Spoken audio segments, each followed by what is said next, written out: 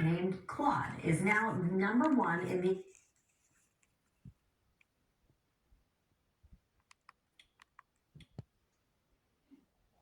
Anthropic's chatbot, named Claude, is now number one in the App Store after the company's very public fallout with the Pentagon this week. Just yesterday, it passed OpenAI's ChatGPT for the number one spot in Apple's U.S. App Store. The company, Anthropic, says free users have increased more than 60% since January, and paid subscribers have more than doubled this year.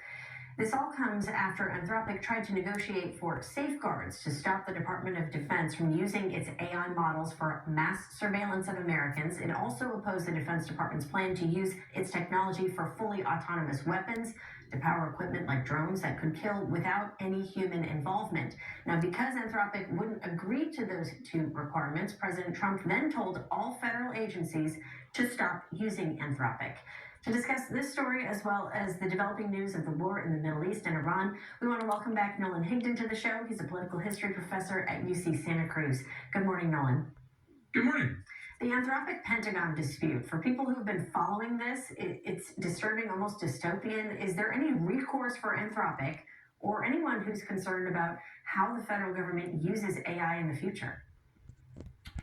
Well, this has been a longstanding problem. The United States government has really been hesitant to put any regulations in place on big tech. They mostly let big tech kind of decide for itself. As a result, you see these kinds of conflicts.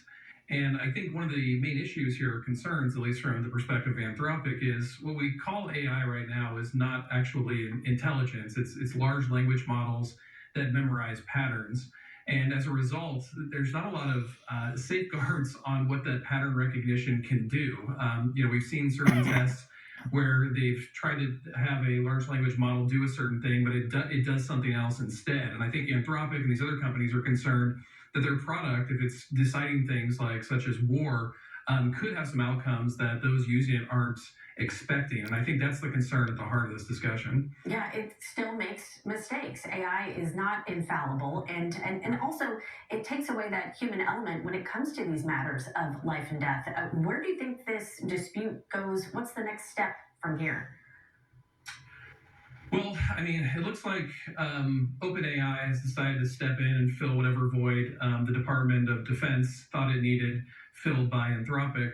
But I think there's a larger regulatory question here. AI, like many big tech products, has been advertised really well. People think that it is infallible when in fact is not, or it can do these things that it cannot do. And it's being integrated across society for things like hiring, college admissions. It's being used in healthcare.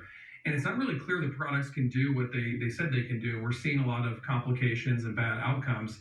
So I think we desperately need some kind of democratic oversight. What I mean by that is some sort of regulatory framework where the people are involved in deciding where do we want AI and where do we not want AI. I would think of it as something like what we did with like nuclear weapons, right? We have some regulations on nuclear weapons or nuclear use. We need to think about AI, I think, in that same way. But that, of course, requires some government and political involvement, and it doesn't look like there's any impetus or drive for that, especially not coming from the White House, but from anyone really in the federal government at this point. Let's switch over to the ongoing conflict that just developed over the weekend in the Middle East. And